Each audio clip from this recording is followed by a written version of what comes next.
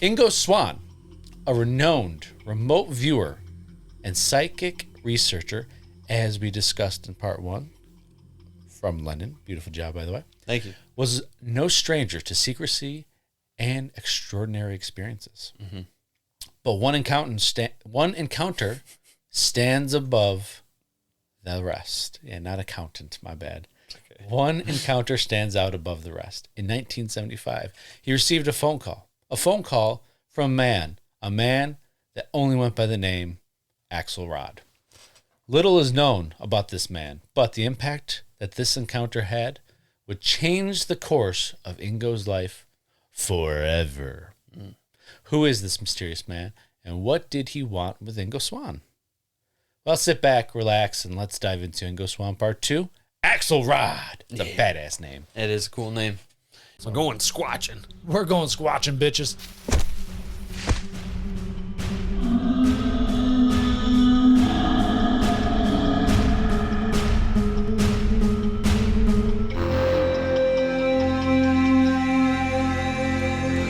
Welcome back to Don't Touch My Sasquatch podcast. We are your hosts. I am Josh. And I continue to be Lennon. Indigo, buckaroo. Yeah. As I told you before, Axelrod, I am imagining in my head as looking like Cecil from Invincible. Yeah. Do you know what I'm talking about? I do. Yep, the old guy. I do. I do. Porque. So, for all you at home, visualize that then. That's right. Well, let's begin our story. Okay. Where you, Lennon, left off, 1975. About 2 years after the Jupiter probe, Ingo Swann received a phone call in late February of 1975 from a high-placed individual and friend in Washington, D.C., who he met several occasions during his past. This individual stated in the call that a Mr. Axelrod was going to telephone him, and if he could manage to do so, could he try and do whatever he asked and ask no questions himself. Mm-hmm. When Ingo asked who exactly was Mr. Axelrod, his friend stated that he couldn't tell him because he didn't know himself. But it was very important he did what he wanted, Axelrod wanted. Mm-hmm. This wasn't an unusual thing to Mr. Ingo Swann, as many times he had been approached and asked to remotely view things, as you know, the CIA bases and all that stuff.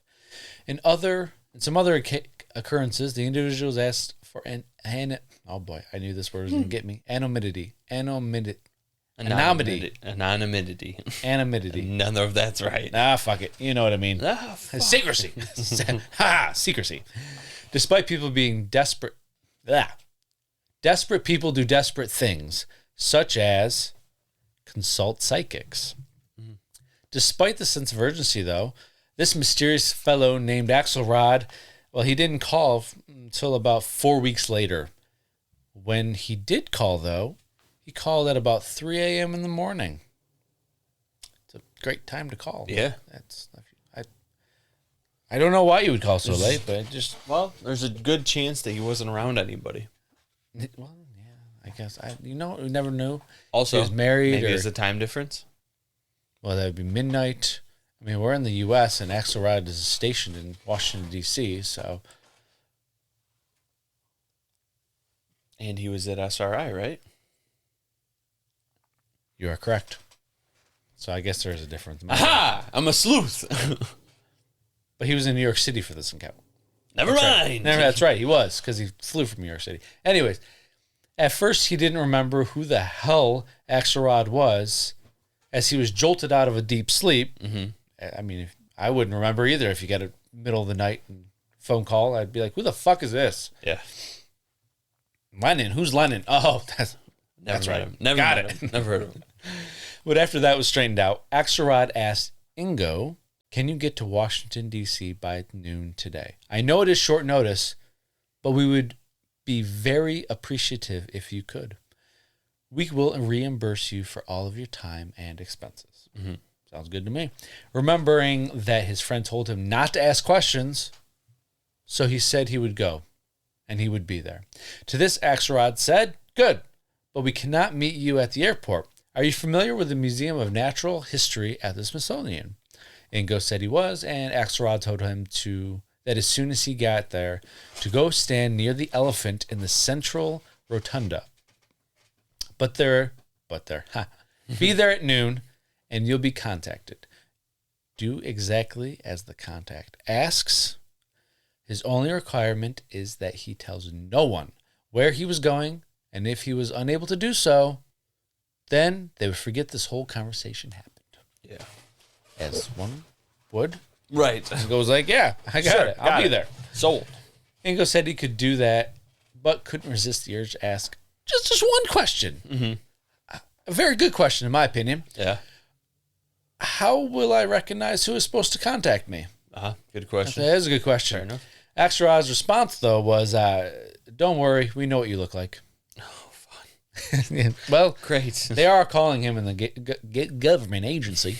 Yes. I did stutter for a second, so I get over. There's our standard scatting. Axelrod. Well, after the phone call and after they hung up, Ingo Swann got up and contemplated this for a short time in the noisy darkness of New York City, thinking that if it wasn't for his highly placed friend in D.C., he would have probably passed on this opportunity, as it feels too questionable to proceed with what was going on in 1975. Yeah. The world was still in the grips of the Cold War. There were Soviet spies everywhere. Could it be a Soviet spy is what he was thinking. Yeah. Himself and his research colleagues at Stanford Research Institution, SRI, Yes. would speculate that the KGB would naturally be interested in what they were doing. This led them to believe that one of them could be kidnapped and used by them. Luckily, though, this wasn't the case, though, as off he went. What secrets does Dairy Queen hold? 21 fucking flavors. Wrong place. That's Baskin Robbins. My bad. God, I got my ice cream places mixed up. Oh, shit. All right. Well, Ingo went to Washington.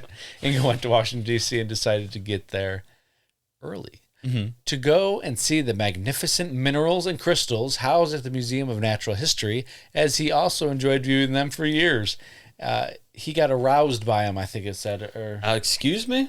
something like that. He was aroused by, I don't know if I think they meant aroused by a different way. I don't think they meant like he got fucking stiff as a board. He got bricked up looking at that troglodyte. Yeah, that 3-foot crystal really does it for me. I gotta go to the bathroom now. Oh, Jesus. Wow. Unfortunately, while viewing this 3-foot giant crystal, his mind was elsewhere. And he was nervous about the upcoming meeting, as I would be too. I don't know about you, but it scared the fuck out of me.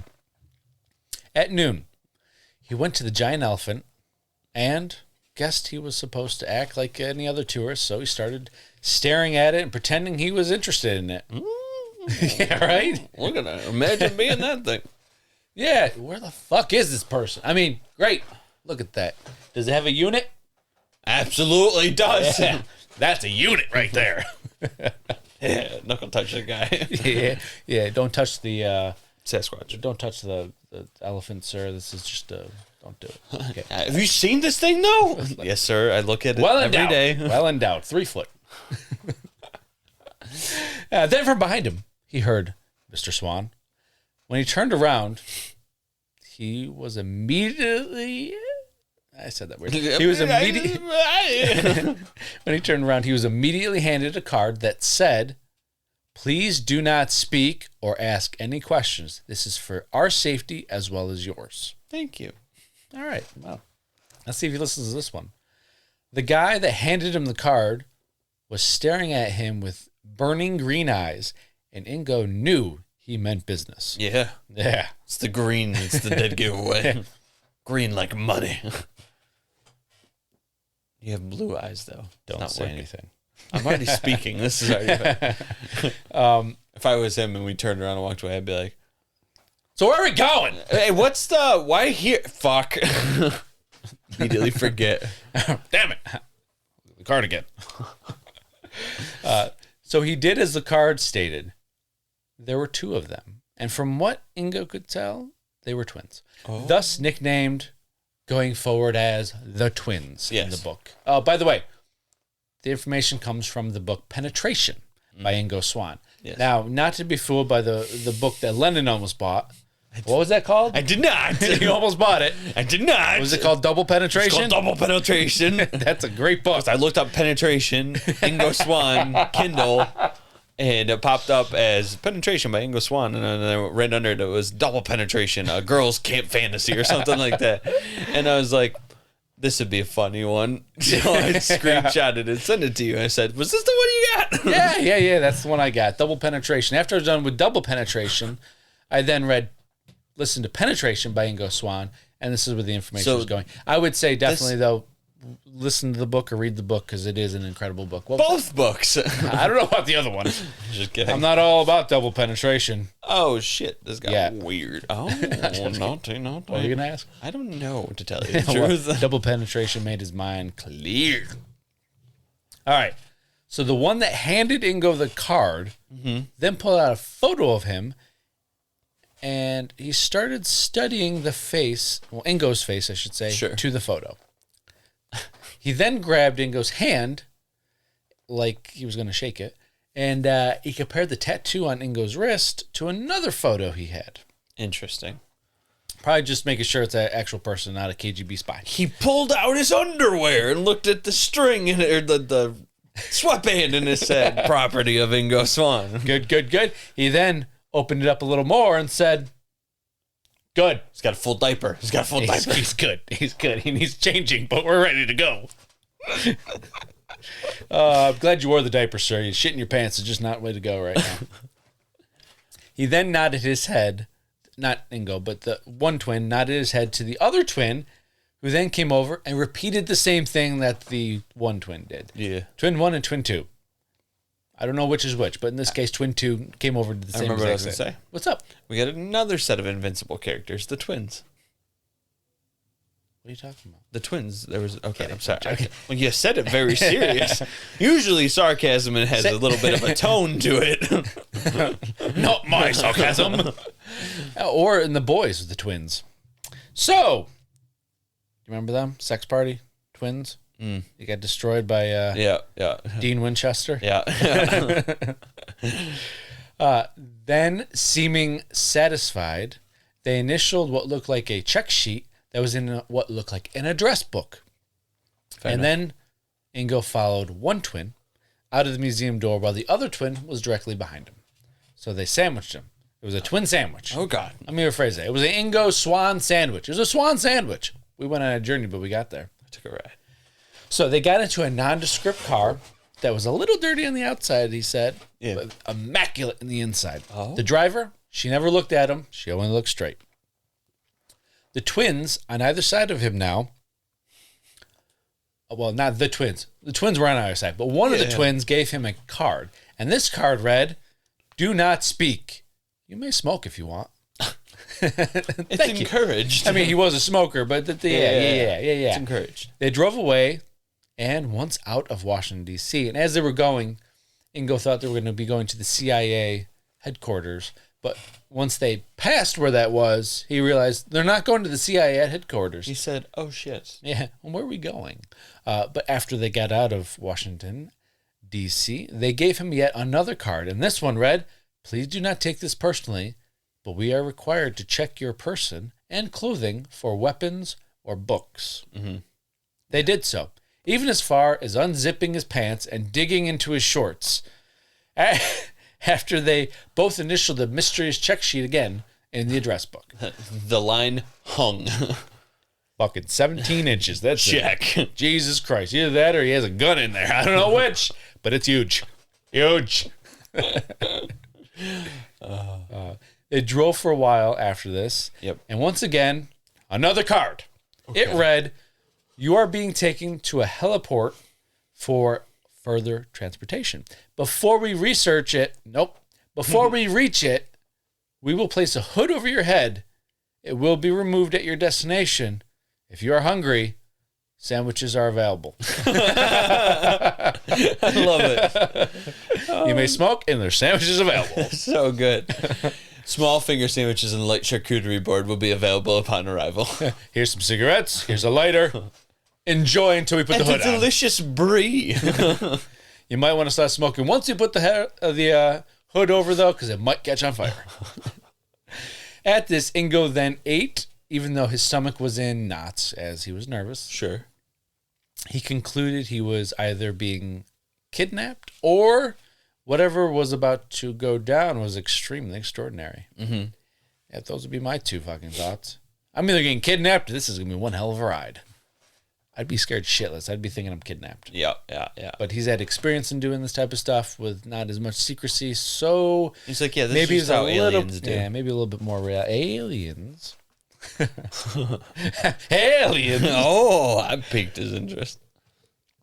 They did as they said and placed a head over his hood. Head over his hoed. A hood over his head. They then got into the helicopter and flew for roughly estimated half hour. He's giving rough estimates, but Sure. how could you? Yeah. Once landed, they walked a distance, entered a door, and started descending. So they're in an elevator. They're going below ground. Mm-hmm. They proceeded to walk and do things to disorient him, like turn him around 10 times before proceeding until he is finally pushed down into a chair. Excuse me, sir. He's thrown up in the bag. Yeah, well, make him eat it. We cannot have a mess on these floors. Unacceptable. No DNA left behind. Finally, a voice spoke to him after he was sat in the chair for the first time since this whole frightening encounter happened. Yeah. After, I'm guessing he said, Mr. Swann, in the beginning. Mm-hmm. Nobody spoke. Imagine that for like 3-4 hour trip, just silence. Yeah. Yeah. Okay, all right. So this voice said, I'm going to remove your hood now, Mr. Swann, and thank you for coming, as well as putting up with our procedures. Mm-hmm. I didn't know what voice to do for him, so I did the fucking sex radio voice, I guess. Oh. Yeah. Well, the hood was then removed, and he examined his surroundings. Mm-hmm. He was in a dimly lit room. The twins, nowhere to be seen. Just a man standing in front of him, wearing a dark green jumpsuit, smiling, and he had very kind eyes. Oh. Well, that's what did it. That's what did it. Ingo Swann dropped his pants and said, "Come at me, big boy." Jesus. It's like a weird None of that happened. He did have kind eyes, though. Okay. The man introduced himself as Axelrod, which he stated was not his real name, as Ingo probably figured out already. It's a dope name. I like the name. That's why I used it for our laser tag. He said, and I quote, I can answer no questions as to where you are or what we represent. But beyond that, I'm at your complete disposal with regards to anything that may pertain to the task ahead. Ingo choked out, what task then? Mm-hmm. Very insightful man. Yes. Axelrod smiled and said, first, there are some procedural matters. We will reimburse you for your expenses and provide you what we will call an honorarium. This will be $1,000 per day. No. Will $1,000 per day be suitable? We will provide the cash before you leave. A day? How many days? Axelrod said they knew he... Sorry. Oh, That Axelrod didn't say that. Okay. That's in purple, so that means Ingo said that. Axelrod said they knew he worked best in the morning, so they would start the test the next morning at whatever time was suitable for him. Mm-hmm. Ingo stated that seeing as they knew about the morning thing, they must also know about the procedures at SRI. Mm-hmm. To which Axelrod responded, we know a great deal about you, Mr. Swann. You seem to be an exceptional man. Of course, it is your psychic, not physical, it is your psychic gifts we would like to try and employ with regards to the task. Mm-hmm. Axelrod requested that he never reveal any of the details about any of what happened there, including his presence now, to anyone. He said if the circumstances were otherwise, they'd ask him to sign a secrecy agreement, but that they exist without leaving any paper trail for their mission, so there's no secrecy agreement. So without a secrecy agreement, oath, he wasn't legally bound to secrecy, so they hoped that he would agree to not reveal anything for at least 10 years, and that there was a very good reason for this, because after 10 years, their mission will disappear. Mm-hmm. And if he couldn't see a way to uphold this agreement, they will give him a good dinner, they will discuss remote viewing, and they will get him back to New York City today. Or that night, not today, that night. Ingo said, I guess you knew I'd accept or I wouldn't be here, would I? That's true. He's a smart man. I like this guy. He's good. I like this guy. I like this guy. This guy. He's got some quips. He's got some nuts. Axelrod said, very good. We will work in this room, and there is an adjoining room with a bed and a TV that you can watch. Ignore the bars on the wall. They're underground. There's no fucking bars on the wall. Oh, they're underground? Yeah, they're underground. That's elevator. Elevator. They had all the amenities, including a pool, a gym, and he could have anything he wanted to eat, just request it. Dope.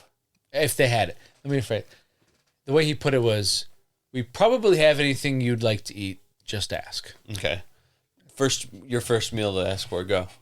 My first meal to ask for? Yeah. It's a good question. It's a good question. There's so many I would go for. I'd go for Wagyu steak, Grandma Brown baked beans, especially now seeing as they're not made, so you're going to have to make them from scratch, bitch. And corn on the cob. Oh, okay. That's my go-to right now. How about you? I want like 7 sushi rolls. Yeah? Yes. Just, okay, I've never had sushi. So a sushi roll is a whole log, right? That's what you call a roll. Not like, one little. Yeah. Okay, all depending on the size. I was about to say, why would you get just like 7 little guys? Yeah, you get like 5 to 8 pieces out of it. All right, you say sushi rolls. What would the 7 consist of? There's so many different kinds I like. Also, I like the ones where it's just a little oval of rice with the raw sushi on top. Gotcha. I like the raw fish on top. I like those salmon ones. Gotcha. So probably a fuck ton of those because those are just one bite, one go. One bite, one go. Like 30 of them and 7 salmon rolls. I could just tear apart some sushi. I think I'm gonna go get some sushi after we're done disc golfing tonight. Now sounds good. For all you listeners and watchers on YouTube, write down in the comments or go to our Facebook page if you're a listener. That's also in the description. Write what your meal of choice would be. What would your first meal be? Write it down. Let us know. I'd be interested to know. It's like your last meal kind of thing. It is, but it's the first. But more optimistic. Yeah, way more optimistic. Jesus Christ. We don't want to know your last meal because that's sad. Anyways, they then sat and Axelrod asked Ingo. I keep wanting to call him Indigo, by the way. So if I do, I apologize. Asked Ingo to tell him about remote viewing, which he did, as well as his background. So for this, Lennon went over that in episode, what fucking episode we had? Episode 56, the part 1 of Ingo Swann. Yeah. He went over what remote viewing was, Ingo's past, yada yada. So go listen to that now if you haven't. Stop right now. Stop the episode. Go back. If you listen have to not. part 1, and then come back here. And Fuck we'll continue our story with Axelrod. Go. Shoo-shoo. Welcome. Shoo-shoo. I mean, if you already listened, stay. And let's proceed. While discussing his remote viewing of Jupiter, Axelrod perked up, and Ingo decided to ask Axelrod a question. Yeah. Axel, I don't like to do tasks unless there's a good chance of obtaining feedback. And you represent one of those times I've been dragged into a situation where obviously I'm not going to get any of it, am I? Axelrod responded, well, that poses a bit of a problem considering our situation here. But surprisingly, some feedback will become available in other ways. I'll send it to you in an unmarked envelope. That's interesting. Axelrod then asked Ingo, have you ever heard of a man named George Leonard? Ingo said, no, he hasn't, but he's worked with many people, so he's not good with names, but he might know the faces.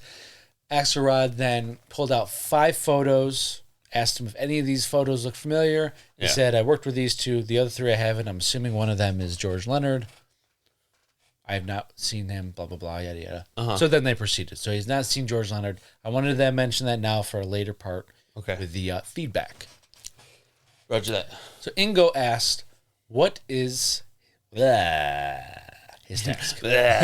What is my task? Ingo asked what his task was. And Axelrod responded with, what do you know about the moon?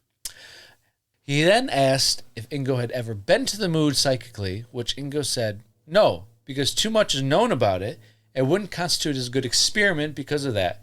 Most people would assume that he just used a telescope or something, or used known facts to say what he saw. Yeah. As we discussed in part 1, he doesn't like to do that because, you can discredit it that easily. Yes. Axelrod then asked about the reverse side of the moon. The side is always turned away from the moon or from the Earth, and no one could accuse him of visually seeing that. Axel said he wanted him to remote view the moon for them, and he had about 10 coordinates for him to see. And would that be too many? Okay. After the discussion, Ingo said, "Yeah, I'll be doing it. It's not too many. I'll be doing it. I'll be doing it." After the discussion, a workout, and a meal, Ingo went to bed. And at I don't know why I said 1. And in the morning, the work would commence. Side note, the twins joined him during a workout in this moment. And as he examined them more closely, he noticed that the two actually didn't look alike. They only seemed to, for some reason, be twins. They looked very similar, but they were clearly not twins. As one looked older, bigger, their green eyes and square jaws were similar, but one had a narrow nose and thinner lips. They were clearly not twins, not even brothers, not related. But what was it that made them seem so alike that they would be mistaken for twins? Ingo said it was something about their energies. Psychic is all about the energies. Yeah. As he continued to watch, he noticed that they almost moved in unison. One would lift a hand and so would the other, as if they were of one mind. Sure. So, take that as you will. That was a description of the twins that were apparently not twins, but we're still going to call them Left twins. brain, right brain. It could be. Could it be a cyborg? Could it be aliens? Could it be a hive mind-esque type of thing that the government was working on, that you have someone like linked up, if you will? Yeah. I have no clue. I'm making shit up now. Like with Pacific Rim with the Jaegers and the pilots. Exactly. Yes. Thank you. You're welcome. Well, $1,000 a day was a big deal and would help Ingo, as most of this type of stuff that they would do, the other person would try to be cheap and either pay him as little as possible or not paying him at all and get out of it. He's like, yeah, I'll take a look at these coordinates on the moon. It's going to take me about 2 years, though. Yeah, I know. It might take me a month. Is that cool with you? $30,000. Is that good? That's good? Good? All right. Got yourself a goddamn deal. He was worried about screwing up, as he wasn't entirely sure what Axelrod was looking for. Maybe they were looking for a good place to build a moon base. Maybe they lost a spacecraft on some secret mission, or something else. But nervous or not, there, in the underground, somewhere, he decided he was going to remote view the moon and just get it over with. Yeah. He didn't expect to see much on the moon, the dead satellite, just airless dust, craters, and so on. He was not prepared for what he had saw, or what he would see, what he had saw. What he had saw. Early the next morning, they began to work. Ingo labeled this moon probe. Kind of, I'm guessing go with his Kinda like Jupiter probe. So that was his little nickname for this experiment. He probably was like, haha, it's a little callback. You see, I've been watching you for a while, boy. He asked Axel, obviously. Ingo asked Axel. Yes. Where the moon was in its cycle in relation to Earth. Yeah. He said the moon was full. Axel said the moon was full, and it is setting in the west. So before starting, Ingo went over some experiment protocols. Except for saying the lunar coordinates when he asked for them, Axelrod was to remain silent. Yes. Is this like payback for making him remain silent? That's my 1st Don't thought. fuck with my flow. I need you to be silent. Don't speak. All right. I need to concentrate. Ingo talks out. He hands him a card. yeah. Axelrod looks at it and says, "Gotcha, bitch." I like it. Ingo talks out loud when he does his thing, asking himself questions to help aid his intellect in trying to understand what he was experiencing, not questions others need to respond to while he was at work. Okay. It makes sense. It Kinda does. Just talking to yourself, trying to figure shit out. Yeah. Ingo began. He physically moved off of Earth. Mm-hmm. I didn't mean physically. That's why I had to really... He just took off. He's like, bah! I was wondering what happened. This is incredible. Yeah, he turned into Superman.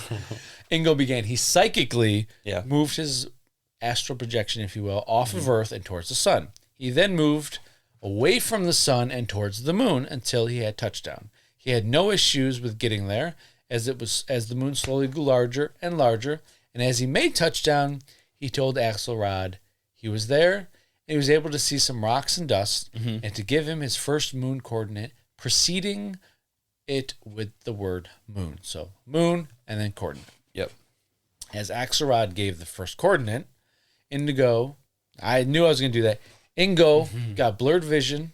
And, well, actually, the first time he gave the coordinate, nothing happened. So he asked him to give it again and slower. In that moment, he got blurred vision and a sense of zooming across the moon and then into darkness. Ingo said, "It's dark here. Why is that?" "A rhetorical question, Axel. Please do not speak and answer." I love that. I love them. He's great. I love this guy. Anyways, he then realized why it was so dark. He was on the dark side of the moon. We'll give it away. It was dark. He was standing near a cliff of some kind that seemed to go quite high and made it some kind of dark rock. Made of some kind of dark rock. There was a fluffy king of sand. Kind. Yeah, I just realized that. There was a fluffy kind of sand, and away from the cliff formation, there was a broad expanse of some kind, and there were some patterns in the sand. Okay. Axelrod blurted out, "What do the patterns look like?" He wasn't supposed to speak, but he had, so Indigo went with it. Ingo. Ingo. I said Indigo again. I'm talking to you. Fucker. Ingo responded, "Sort of tufts or dunes, like the wind made a kind of pattern, but there is not supposed to be any kind of wind on the moon. Is there? No atmosphere yet. I can sense something like atmosphere." I guess I channeled my best Giorgio there. He didn't understand how that could be, so it must be something he doesn't understand, is what he said. That was obvious. I don't understand what this be, so it must be something I can't understand. After this, he took a moment, and they went into their next coordinate. Okay. A moment later, a few moments later, a couple minutes later, seconds later, he was in another place on the moon. Yeah. He could hardly believe it was still the moon, though. He said, "I'm sorry, Axel. I seem to have gotten back to Earth here." Axel asked why he said that, to which Ingo responded, "Maybe we should take a break, a little coffee, and and we could try again." Jesus. 15 minutes later, they were back. He did the same process to get back to the moon, and then he told Axelrod to give him the coordinate again, which he did, and he went to the spot.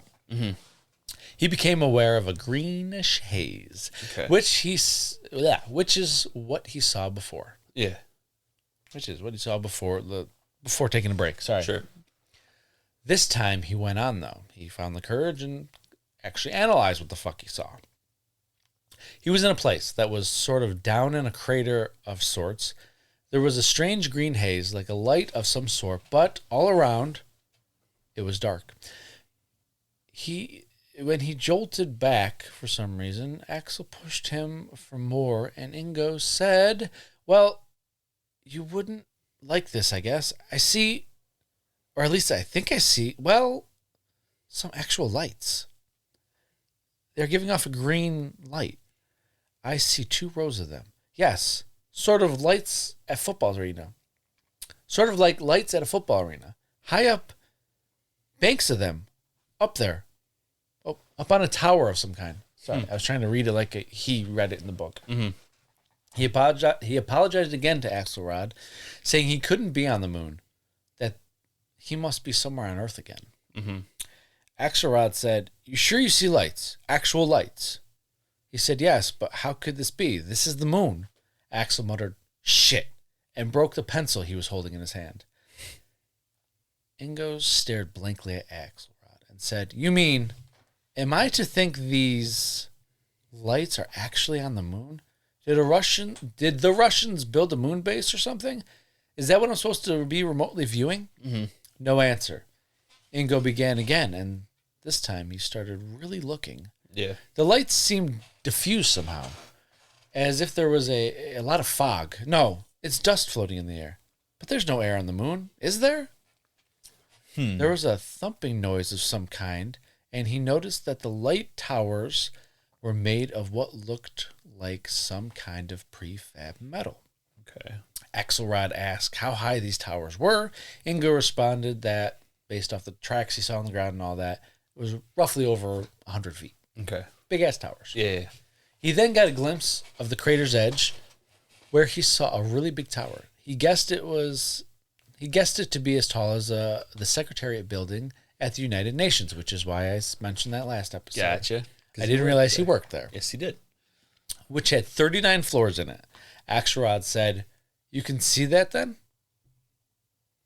Which Indigo took more as a question to himself and not to him. Mm-hmm. It'll be interesting. You can see that then? Mm-hmm. I don't know where I was going with that. I don't know either. Ingo said, This stuff was big. Does NASA or the Soviet Union have the capabilities to get these things this large onto the moon? I thought everyone was just having trouble getting a couple guys and a dog into orbit. I thought the only thing we had on the moon was a flag planted in a crater somewhere, which also, as we discussed on the moon episode, it shortly left the moon after taking off from the moon because it got blown away. So it's not even on the moon planted anywhere. It then dawned on him, and he said, "Am I to assume this stuff isn't ours or made by Earth?" Axelrod said, "Quite a surprise, isn't it? I take it you would like to take a break before we continue." "Good heavens," he muttered. Sorry. I got to remember. I have the color coordinations. You guys don't. Yeah. "Good heavens," Ingo muttered. He then yelled at Axelrod for a little bit, then broke into tears. Yeah. Axelrod asked if he should leave him to recover. Ingo said, "If I can be by myself, yes. But if those goddamn muscle men twins have to stand and watch me blubber, don't you dare. No way do I want them to see me in this condition." He was really turned on by those muscle men when they were working out. He was like, "Oh my God, I don't want them to see me crying." He then started yelling at Axelrod again and finished by asking, why don't they just send another mission there and have a look for themselves? Mm-hmm. Good question. Then he realized they told that whatever was on the moon told him to stay away from the moon. Not him, told them to stay away from the moon. And they showed them that they meant it. They discussed some more about all this shit. Mm-hmm. Remote viewing. Sorry. Holy fuck. I just blanked out there. It's okay. They discussed more about remote viewing, and then Ingo took a 20-minute nap, which lasted 6 hours. He's kind of an emotional motherfucker, but I get it. His worldview just got shattered. I mean, I think I would be probably pretty emotional if I legitimately just found out that we are not alone and that there's aliens occupying the moon. Mm-hmm. That would kind of fuck with me too. Mm-hmm. Can't speak for you, but I would. As they continued their work, Axelrod continued to give coordinates to locations of the moon. Yeah. Some had nothing to see, while others had what Ingo perceived as towers, machinery, lights of different colors, strange buildings, bridges, domes of various sizes, round things like small saucers with windows that were stored next to a crater or in caves, roads, and so on. Huh. So like a full-blown civilization type deal. Yeah. It's pretty wild. He sketched them all of them. Yeah. Like everything he saw. And Axelrod would quickly grab the sketches, and they were never seen again. Of course, perfect. Later, when this first incident was done, he would off of memory try to sketch stuff again, and I'll get into that a little bit later. But he tried to off memory do that too. So, are there pictures of that? I don't know. You can check, Jamie. He never saw who lived there. Nope. He never saw who lived on the moon except in one case. In that case, he saw some sort of people busy at work doing something. He couldn't figure out what, though. The air was filled with a fine dust, and there was some sort of green fog, as most of these were. They looked like humans, They looked like humans, or very close to humans, but they were all males, and he noticed as they were all butt-ass naked. Yeah. Butt-ass naked on the moon. All naked. You got tough skin for that. I'm assuming these domes were like atmospheric type of things, though. Yeah, no, it's funny because, as you said, that I just found a sketch of it. Yeah. The naked men? No, the dome. Ah, got it. Okay. They seemed to be digging into the hillside or cliffs. Yes. As he was examining them and relaying this info to Axelrod, he noticed the beings started talking and gyrating to one another, and two of them, yeah, they were dancing. It was a mating call. It was like a peacock. Two of them pointed in his direction, and he immediately wanted to run and hide. Yeah. He lost sight of this image shortly after. Jesus. So he's astral projecting himself onto the moon, if you will. Yes. And then they somehow saw him. They could see it. And they yes. pointed at him in his direction. So they must have some kind of psychic abilities as well, then. Possibly. Or Ingo's just so incredibly good at it that he projects a full form image of himself. Yeah, he used the Force in that one. So in some Korean base somewhere, all of a sudden just Ingo Swann appears. He's like, okay, I'm writing this down. And then it just, poof, gone. The fuck just happened? Did you see that random white guy? Oh, well, let's just keep going. In Korean subtitles, of course. Of course. Well, it would be in English subtitles, in Korean words. Ingo said, I think they've spotted me, Axel. They were pointing at me, I think. How could they do that unless they have some sort of psychic perception, too? Axel responded in a calm and extremely quiet voice. Please come quickly away from that place. Wide-eyed. Get the fuck out of there! Except he didn't yell. It was just a very calm and extremely quiet. Please come quickly away from that place. Cut to the moon and Ingo's running and just just missiles being shot at him as he's running. Axel, you forgot my projection. Or your projection, sorry. Ingo, now wide-eyed, immediately understood. Mm-hmm. They already knew they were psychics. Yeah. This is when Axel said, I think we need to end our work here. Damn it, Ingo! Ingo pushed Axel for more, and at one point asked him, would they kill an Earth psychic if they knew they were strong enough to spy on them? Mm-hmm. It's a good question. It is an you excellent just question. fucking probed them. Yes. Axel responded, Axelrod's response was less than reassuring. There's no conclusive evidence to suggest that. No conclusive evidence? What the fuck does that mean? That's a good question as well. I mean, I'll tell you what it means. It means you're probably fucked. That means maybe? We've never gotten this far. It means you're the only one strong enough to get to the moon. So maybe? Whether they spotted Ingo or not, they didn't want to put him in any more risk, which is nice of them as right now until they put him in more. Right.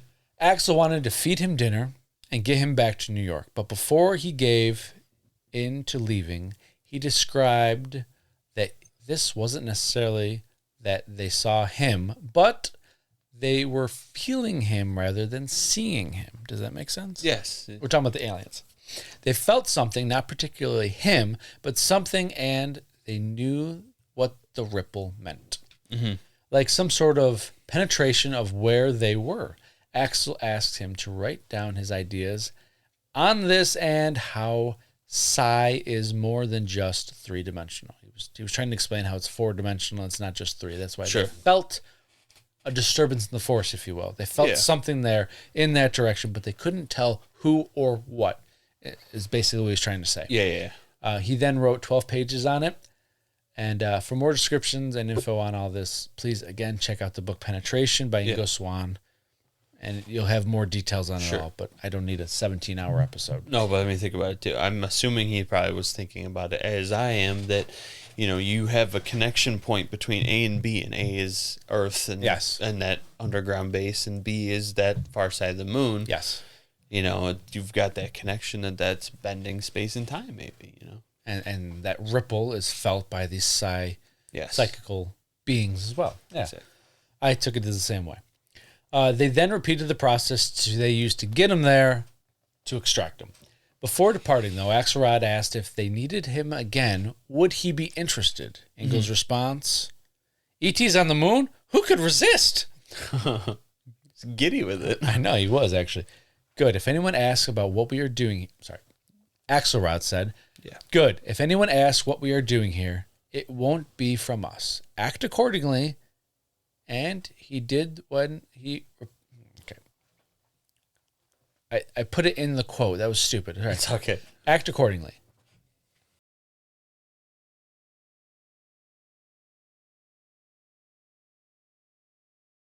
And he said, Ingo said, I don't know him. And then he pushed more and said, you know, Axelrod in the underground base, blah, blah, blah. I don't know what you're talking about. I don't know no Axelrod. Mm-hmm. And the person then quickly hung up. Mm-hmm. So I'm assuming it wasn't a reporter. Yeah. It was a journey just to get to that line, but wow, I don't know what I wrote there. Took it all. I put it into the quote, and then I had to fix it. Anyways, during one point in summer of 1976, Ingo received a plain envelope that had no return address. Mm-hmm. Could this be the feedback that Axelrod was saying? Well, sounds like it. It contained the book called Somebody Else is on the Moon by George Leonard. Leonard obtained NASA photos of supposed structures on the moon to prove his theory of a highly advanced underground civilization living on the moon. This was released after Ingo and Axelrod's first encounter. It seems Axelrod had provided him with some sort of feedback. Yeah. That's incredible. It is. So, it's pretty much the confirmation that... Yeah. Exactly. And we were talking about on the moon structure episode whatever. 7, I think it was. Yeah. You covered that one where there's a bunch of pictures that are from NASA that are on the moon. I wrote a couple of them down. If you would like to look at them, I can read them. Otherwise, we'll move on. Okay. Photos, NASA photo 71H781. That's why I was asking if you want to look them up. Sure. I didn't know if you had like the name of it. Yeah, I do.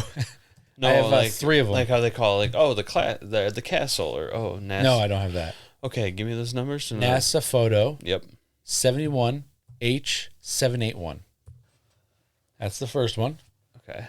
Second one, when you're ready. New tab or whatever you had to do. Yep, go ahead.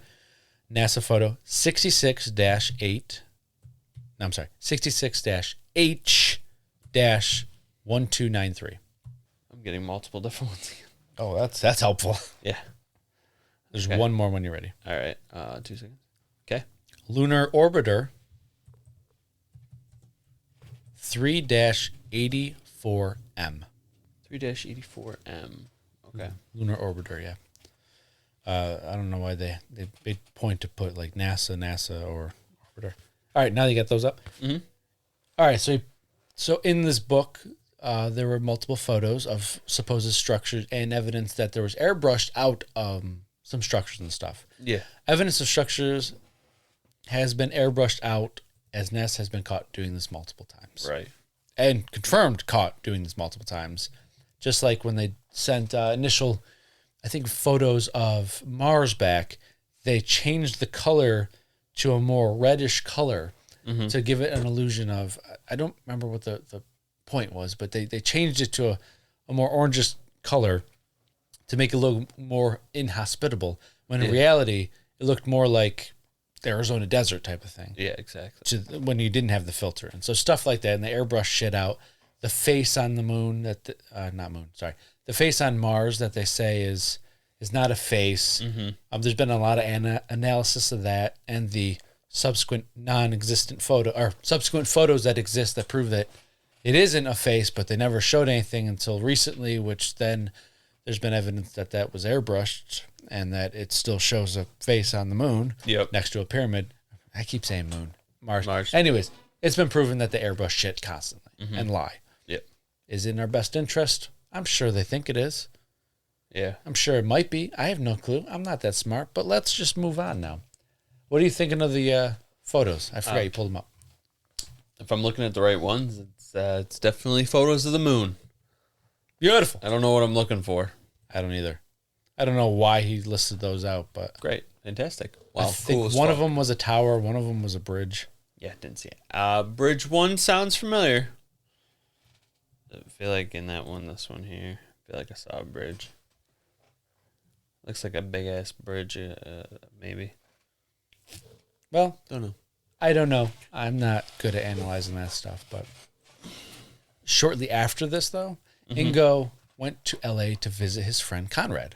While shopping for dinner he and Conrad were going to make for two of their mutual friends, Ingo went into the veggie section to buy some, vegetables. Sure. At one of the artichoke tables, he saw a beautiful woman. She was dressed in a small outfit that really accentuated her physical endowments. She was... Oh. she was number 13. She was gorgeous. Number four. If you're listening, you get it. He worked his way covertly and nonchalantly closer to her as he was fumbling with some artichokes in a bag. As he was fumbling some artichokes into a bag, he then, for no reason at all, experienced an electrifying wave of goosebumps throughout his whole body, and his hair stood on end. Suddenly, Came in his pants. it was hard, extremely hard. Suddenly, and for no reason, he knew right then and there she was an ET. Oh, shit. Yeah. He got nervous and decided he was going to back off and started examining the grapefruit and oranges over in the fruit section.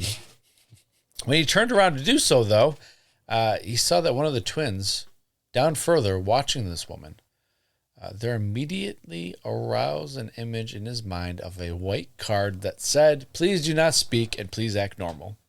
Apparently they're psychic too, I guess. I don't know. That's kind of dope. The other twin was there too on the other side of the veggie table, also watching the woman. Yeah. At this point, he realized he was somewhere he shouldn't be and made a hasty exit. Yep. The twins' presence mixed with a psychic alert confirmed to him that the woman was indeed an extraterrestrial.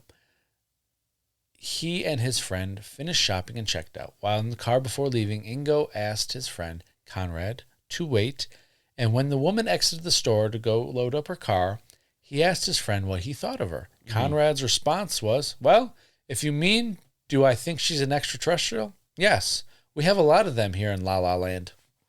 All right. He then urged Conrad to make a quick and hasty exit. Fast forward a little bit, and shortly after returning home to New York, Ingo received a call he was expecting to get from Axelrod. Yeah. I mean, you see the twins, you know Axelrod's not far behind. Sure. A friendly female voice came over the phone again and asked, "Mr. Swann, a friend of yours would like to talk to you. They said he wanted to talk to him in another telephone, and asked if he could asked if it was convenient for him to go to Grand Central Terminal at 7:30 that night." Ingo said, "I suppose so." She told him to go there and wait until he saw someone he recognized, and then she hung up. He waited for about 10 to 15 minutes until he finally saw... He went to Grand Central Station around 7:30. He waited there for about 10 to 15 minutes until he finally saw someone he recognized standing about 10 feet away. It was, of course, one of the twins, dressed like he was a homeless man. Makes sense. There's a lot of them there. Yeah.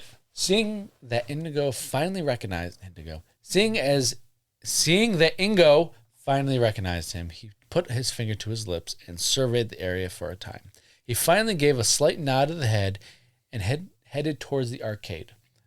Ingo followed him through a subway entrance and was down.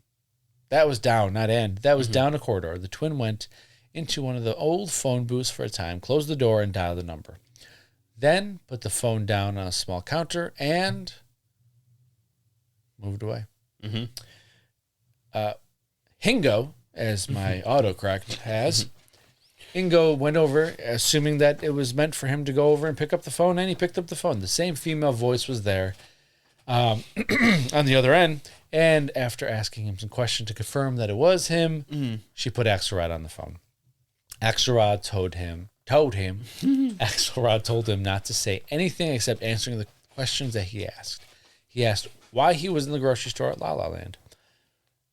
Have you ever seen that woman or seen her since? Why were you there looking at the woman? And this one I wrote the response to. Yeah. He said, for Christ's sake, she was extremely sexy and nearly falling out of her clothes. I saw her from the rear and wanted to get to see what the front looked like up close. It's a good example. Amen, brother. Give me some fish. Well, that sounded weird.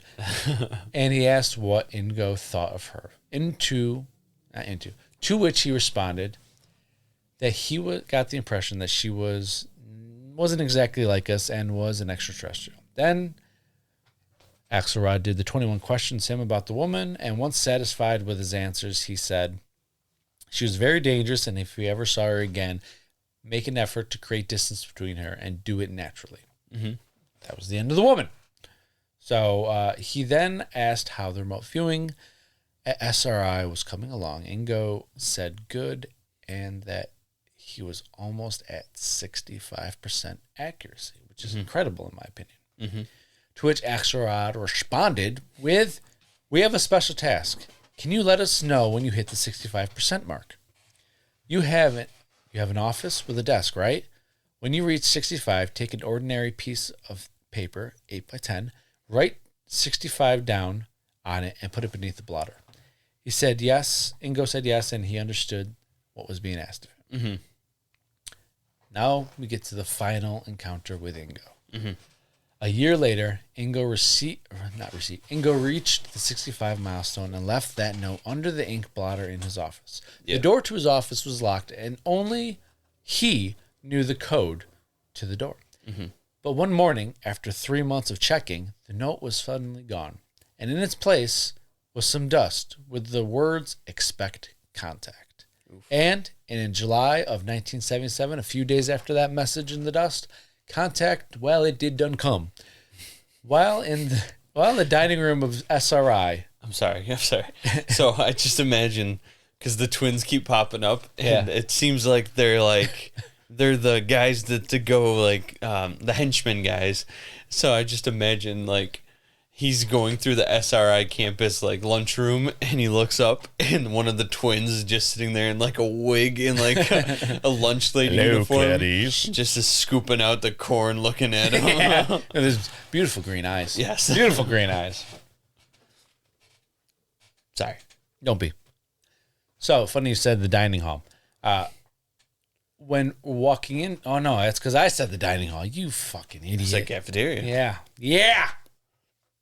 When walking into the dining hall, he noticed Mr. Axelrod standing inconspicuously over the other end of it. Yeah.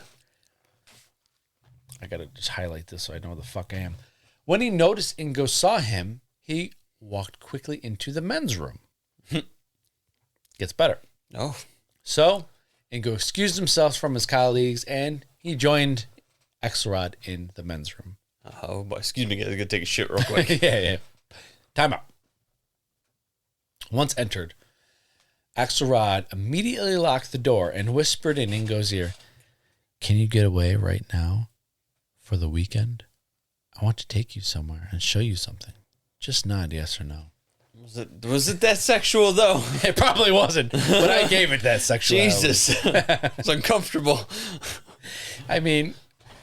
You're locking the door and whispering in his ear in the fucking bathroom. Why couldn't you have done any of this over the phone there, guys? Right? Jesus. Or in a janitor's closet? Well, Ingo nodded yes. They left immediately, telling Ingo to come up with... Axelrod left immediately after, telling Ingo to come up with a convincing excuse to his colleagues and that he might be gone for as much as 4 days. Mm-hmm. Ingo used the excuse of just remembering he was supposed to join some friends in San Francisco for a long weekend, and then he just left. All right. So, what the fuck? Where'd that come from? Did you just come from the bathroom? What happened here? And who was that man that left with you? While driving away, Axelrod asked Ingo if he had ever seen an UFO, which Ingo said yes, he thinks so. And Axelrod asked him to describe it as they did. So Axelrod, again, read the book Penetration for the whole description of his sighting and everything. But I don't want to waste time on that, so let's move. Mm-hmm. I didn't know how to transition off that. I just wanted to plug the book for the 15th time. Beautiful. Axelrod then told him that they may have an opportunity to see one up close and asked him if he was game. Ingo said, of course I'm fucking game. And they headed off on their long journey. They went from a car to a private plane where they met up with the twins. Mm-hmm. And then they took a 5-hour flight somewhere. And then another car where he had to strip down and put a fully insulated jumpsuit on and take off. Make sure there's no metal. Yep. No metals were allowed. Yep. On his person, as I said. They then drove another 2 hours, and finally they had to hike up to a location that was about 45 minutes in complete and total silence. Could not speak, nothing. Mm-hmm. After this 45-minute hike, they arrived at their destination. Once there, they sat on a thick cushion of pine needles behind some large rocks. Mm-hmm. Axelrod whispered. He's a whisperer, this one. We're here. In front of us, there's a small lake. When dawn comes, you'll be able to see it through the pines.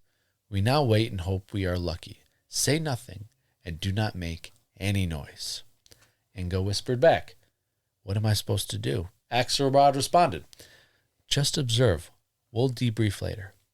But it's really important now to just observe in complete silence. From this point on, and don't move unless I tell you to, they detect heat, noise, and motion like mad. Sounds good to me. I will just shut the fuck up then, and we'll just sit here. Guess I'll just shut the fuck up. They sat for a while waiting, and suddenly one of the twins made some hand gesture to Axelrod, and Axelrod stated that it had begun, and do not move. Mm-hmm. Ingo looked around, trying to see what the fuck had begun, but didn't see anything unusual at all, except for some gray fog forming in a distance. In the direction of the lake. Mm-hmm. Lake is Credence. A lot of times there's fog associated with UFOs. So maybe that's their cloaking device. But anyways, the fog continued to form for another 5 minutes, and suddenly Ingo saw what had begun to happen. Mm-hmm. In mere moments, the gray fog began to change, first to a neon blue, then into purple. At this moment, Axelrod and one of the twins put a firm hand on each one of his shoulders. Mm-hmm. Suddenly, purple, yellow, red lightning bolts shot out in every direction through the cloud. Mm-hmm. It startled him, and if it wasn't for them putting a hand on his shoulders, he would have probably jumped up, and then he would have moved, and then... Yeah, fucked the whole thing up. Yeah, motherfucker. Then there it was, rising over the now visible lake, and it continued to get bigger and bigger and bigger. He expected to see a flying saucer, but, as he puts in the book, no chance of a saucer here, baby. It was a triangle. It was triangular. And overall, it appeared to be like a diamond shape. Mm-hmm. The hands on his shoulders suddenly tightened, as if to signal, don't move. Yeah. Then red laser-like beams started shooting out of the thing as it continued to grow, but remained stationary. Mm-hmm. He also said like a pulse, like some kind of electronic pulse came out of it. Okay. Too. So I'm assuming it was scanning for whatever the hell it was looking for. Yeah. Just then, one of the twins shouted, Shit, they're enveloping the area. They're going to spot us. The UFO's red laser continued blasting some of the pine trees. It was completely silent. Even the bolts didn't crackle. Mm-hmm. The only noise came from when it hit one of the trees. Mm-hmm. Axelrod explained that they were blasting deer, porcupine, or some animals they saw in the forest, or sensed in the forest. Mm-hmm. The beams sense biological body heat, and they were sure to hone in on them. Mm-hmm. At that moment, the two hands tightened again, and he was practically thrown backwards. There was a loud pop where they were just sitting, Yeah. and multiple large branches fell onto them. In the final few seconds, he was able to see the triangular craft. He noticed water from the lake circulating up, kind of like a upside-down waterfall, Mm-hmm. being sucked into the craft. Okay. That was the last he saw of the craft. They ran away until they reached an overhang where they sat and examined all their wounds. Mm-hmm. He had a cut in his leg from something and was bleeding, but hadn't even noticed it, as the adrenaline was probably pumping wildly, right? They sat there in complete silence for some time until one of the twins said, "All clear now." All clear. Yeah, that's thanks. The twins then stood up and calmly took a piss while surveying the area. Ingo threw up all the contents in his stomach. Jesus. I love how nonchalant, like, all right, time to piss. As they walked back towards the van, Axelrod asked what Ingo sensed from the UFO. Ingo, irate now, stated he sensed it was a sort of drone of some kind, unmanned and controlled from somewhere else. Axelrod then asked what it was doing here. Ingo said, obviously someone somewhere needed water, so he supposed they just came down to Earth to get it. Let's just stop over by Earth and pick up what we need. We're like a fucking shopping center, I guess. I guess so. While they drove back, they had some small talk about the blasting of the animals and stories of humans being incinerated when they see UFOs. Mm-hmm. More one-sided than a conversation. Yeah. They arrived at the airport where Ingo noticed that there was an Alaskan airline, so he assumed they were in Alaska. Yep. On the flight home, they discussed the craft and how it appeared.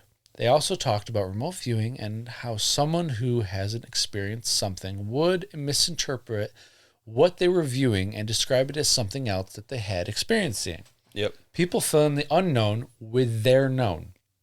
The book has some good examples and explains it way better than this, but this episode is on Ingo Swann and Axelrod, so again, we urge you to read the book. Mm-hmm. Axelrod said he was sorry for putting him at risk, and Ingo said, Jesus, Axel, I'm ready to go for it again. Who wouldn't be? Axelrod explained, it wouldn't be possible as their mission will be disbanded shortly and work picked up by others, basically because of strategic security reasons involved. Mm-hmm. Other groups that won't be using psychics. Axelrod stated that in a couple weeks, Ingo would be summoned for a complete physical by ordinary doctors that had no knowledge of the situation. They dropped him off at the San Jose airport, and that was the last Ingo Swann saw of Mr. Axelrod. Ingo Swann died in 2013. And he believed until his death that there were aliens on the moon and that they weren't friendly. Over the last 2 episodes, we have discussed who Ingo Swann was and his incredible encounter with the man known as Axelrod. Let's now discuss our thoughts about what we have discussed in final thoughts. There's a lot of discusses. I'm sorry. Lots of discusses.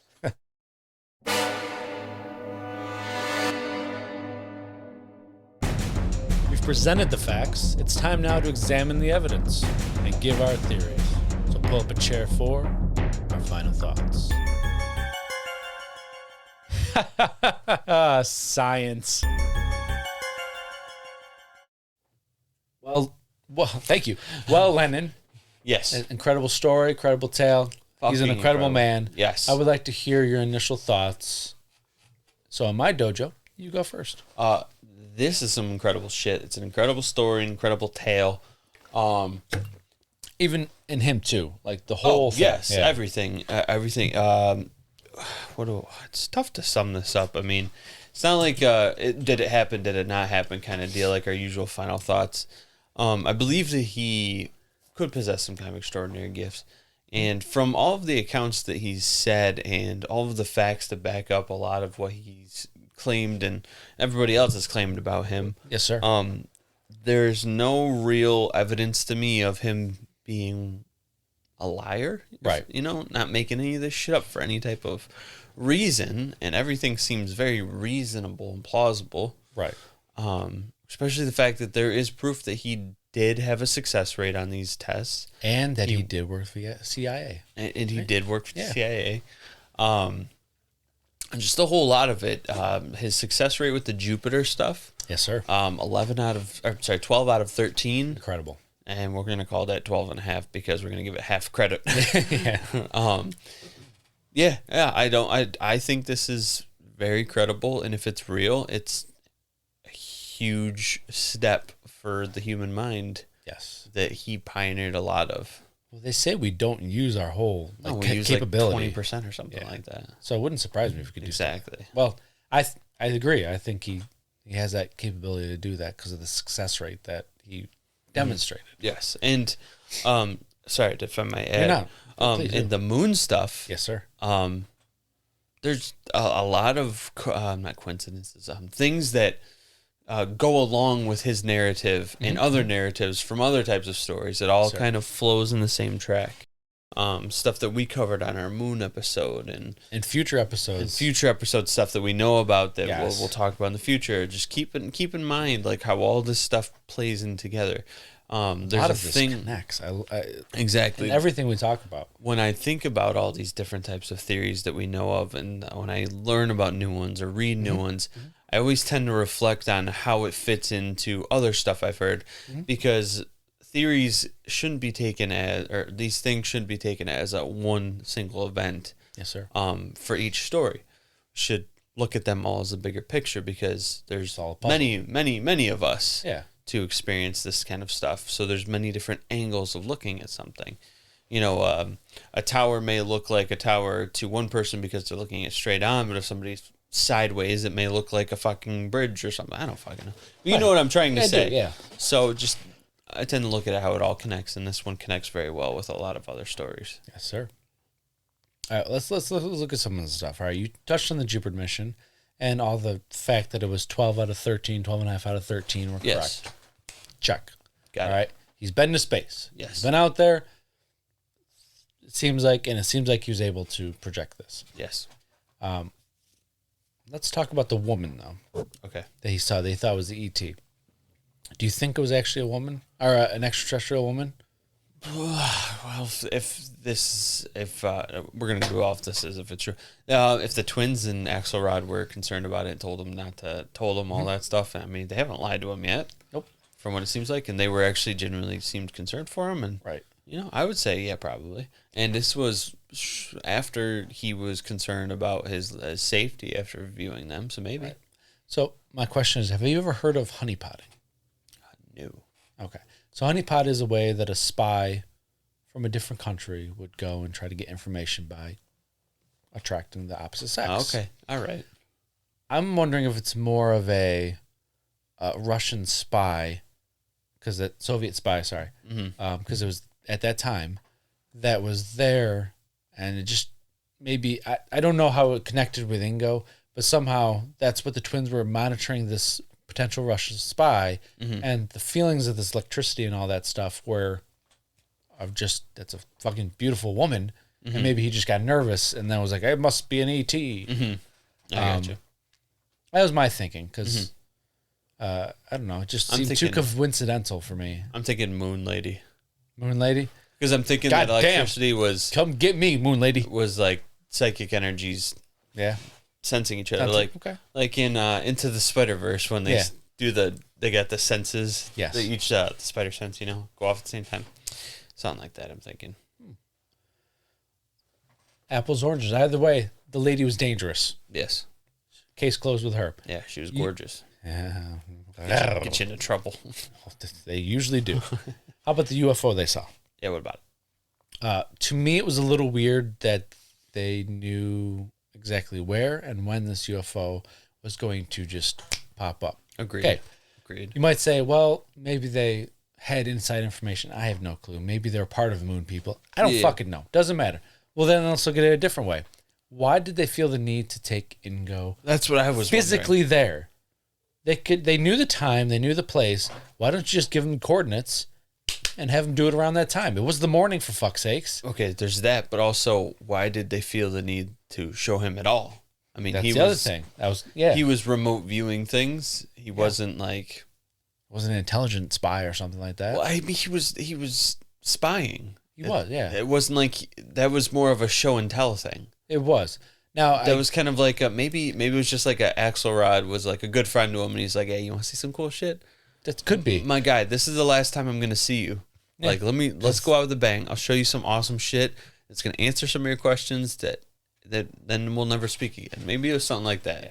Now, granted, he did ask him what he thought of it, you know, and was it manned, unmanned? So maybe they tracked it. They then. did have. Maybe they tracked it and they were looking for an answer that they didn't have, and they thought he might be able to. But that still gives me the question: why the hell did you need to go physically to the location and put him in danger? If this was a true story, that is. Right. This all goes off if. I think that's a true story. It's a little weird to me that you're doing all this remote viewing and then all of a sudden you're like, hey, come fucking check out a UFO. It's just a person. Yeah. That's all. And finally, his views on the moon. Not necessarily the views as in like what he thought. Scenic. What he saw on the moon. Yeah. What do you think of that? That's my final thought. I think it's pretty dope. Yeah? It It's in the dark. corroborates. The dark side of the moon, we don't know. Well, But they we do, though. There's a lot of stuff they talk about behind the moon that astronauts know about that they're not allowed to talk to. we as Sorry. our common, yes. But again, that's part of the thing where I was saying like there's so many different stories and stuff that all corroborate and go alongside of it too. It fits. Yeah. Like you were saying, the astronauts know stuff. Yes, sir. So my reasoning for thinking that he was telling the truth about the moon comes back to Jupiter. Mm-hmm. The fact that he's already traveled a vast distance to a different planet and accurately said details about this planet. Yeah. And then was proven right later. So therefore, if he was able to go to the moon, I feel he could do the same thing. Sure. So that leads me to believe that Most his of story of the moon is true. Whether the lady is an alien or a Russian spy or just an ordinary alien and the twins were really just viewing him for some reason, whether the UFO thing was on in person, was just a show and tell. Last time I'm going to see you, this is going to be fucking awesome. Here you go, buddy. Or a, maybe like a feedback thing. Yeah. Maybe like, hey, you're right. Here you go. Yeah. Or whether it was another reason. Either way, I think the moon one is 100% true, Yeah. personally. So, Agreed. did Ingo Swann remote view extraterrestrials on the moon? His story is a fantastical tale that most will view as an unbelievable farce. But he isn't known for remotely viewing things that he cannot confirm or that cannot be confirmed. So did he suddenly have a change of heart and make the whole story up just to write a book? Most humans forget about the moon and look past it as it has been there their whole life. They easily accept the concept that it is a dead satellite with nothing going on, despite scientific evidence to prove otherwise. Whether you believe Ingo Swann's story or not, one thing is for sure. The moon may be more than what we think it is. But that's our theory, and we're sticking to them. Fucking A, right. Yeah. Maestro, you know what to do. Hit him with it hard. Ladies, gentlemen, squatches, and disguise-wearing henchmen. And sexy ladies. And sexy alien ladies. Thank you all so much for listening to this week's episode. If you'd like to reach out to us and let us know your thoughts or opinions or first meals, you can do so by finding us on Instagram, Reddit, Facebook, and on our YouTube channel. Steak and sushi. Steak and sushi. Hit the subscribe button for auto downloads. This is the first thing every Monday morning. Because you need that in your veins. You need it in your veins and your ear holes. Thank you all. Thank you. I did it again. You're welcome. Thank you to all of our Patreon members to help keep this podcast a reality. We are grateful for your continued support. If you haven't yet become a member and would like to support us, head to our Patreon. And if you're feeling a little classy, Spicy. spicy, check out our merch selection on our website to visually show your sport to your friends and family. Yeah. Drop us a 5-star rating and write us a review. Tell us what you love and how you are enjoying the show. Share us on your socials and tell your cryptid-loving friends and family about us. Do it now. Do it. Subscribe, hit the bell, and like the videos on YouTube. This all helps us to grow and bring you even more great content for you to enjoy. It does. And as I stated last episode, and I will clarify again today because I said it wrong, subscribe on YouTube. If you are a new subscriber, or for the month of June, because we're just starting this, if you're a new subscriber or have subscribed already to YouTube, you will be entered into a giveaway for $50. Okay. One person. So there's one winner. Not everybody gets it. Exactly. I want to make sure I stated that right last time. You did. Okay. So that's for the month of June. So in July, we will do a drawing for everybody from June and prior. And then starting in July, it'll be the new subscribers in July, new subscribers in August, new subscribers. So one winner per month. Yes. But you have to be a new subscriber. You don't re-enter every month. Yes. Okay. So go there, push the subscribe button right down there, and do it. You could win $50. Visa. Gift card, baby. Yeah. You're good. You're good? Okay. Did I clarify it good enough? You did. Perfect. All right. Perfect. This all helps us to grow and bring you more content. More great content. That's right. And keep this podcast a reality. You're fine. Join us next Monday for our next incredible episode. You may write us, rate us, review us. Remember to always stay curious, be vigilant, and don't touch my Sasquatch. Don't do it. Axelrod is visiting him right now, and they are talking about some shit. They're talking about some important shit. Peace. See ya. Axelrod.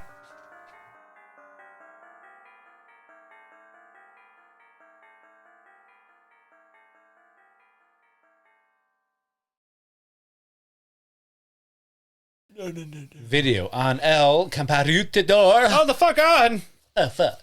Let's go. Couldn't move your head, could you? It's more so fucking my beard up. Oh, that can't have that. No. That fucking sentence got me. Okay. That's what else. That's what. Yeah. Okay. Boop. The fuck was that? It was my foot on the chair. Oh, okay. All right. I thought it was like a fucking bug in here. Enveloping. Yeah. Pretty fucking good, dog. That was dope. That's it. Did you call me bug?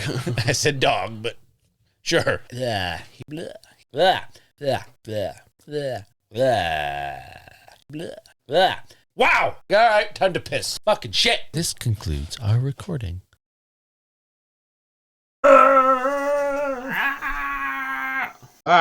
Jesus, Axel. Fuck was that? Very interesting.